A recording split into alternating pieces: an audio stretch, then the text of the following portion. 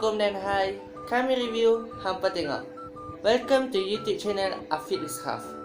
Okay, pertama sekali saya nak ucapkan terima kasih banyak-banyak kerana korang sudah klik video ni.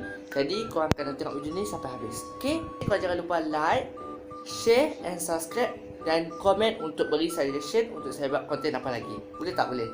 Okay, jom. Untuk video kali ni saya nak buat mukbang. Cuba teka apa dia dalam ni.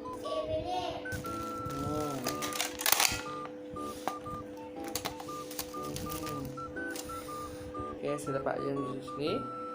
Akan dapat kicap, sambal dengan nasi, dengan juga sayur-sayuran. Okay, saya letak dekat saya punya pinggan dulu.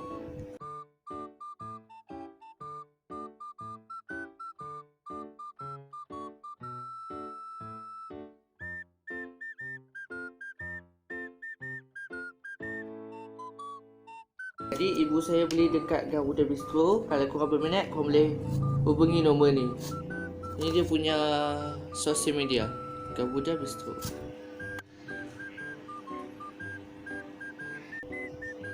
Okay, saya letak kicap dekat sini.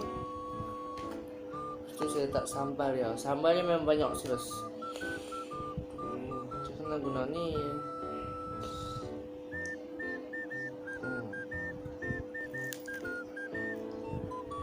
Kita letak sup sikit. Okey. Bismillahirrahmanirrahim. Jom kita makan. Kita ambil ayam dia sikit. Kita letak dia punya sambal dia sikit. Kita makan. Bismillahirrahmanirrahim.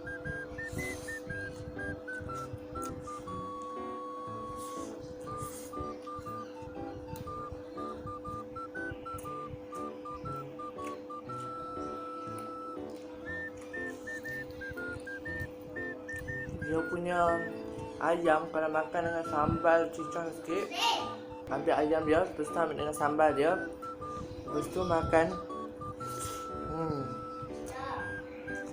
Sedap.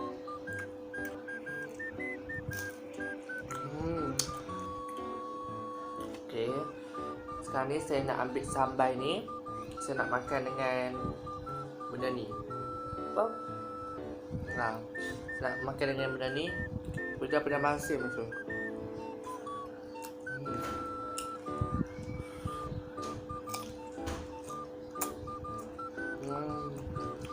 takwa.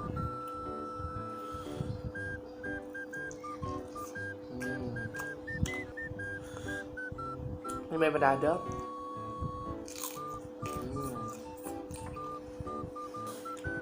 Kita tak cuba lagi ayam dengan ni. Okey, kita cuba.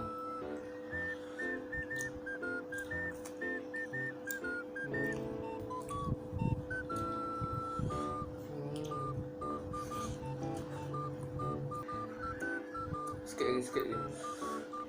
Wah, habis tu kan? Lambat sangat. Okay, ni.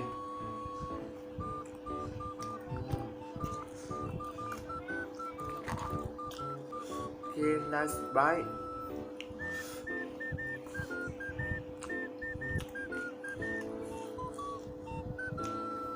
Si kuat makan ni guys. Memang semua boleh habis.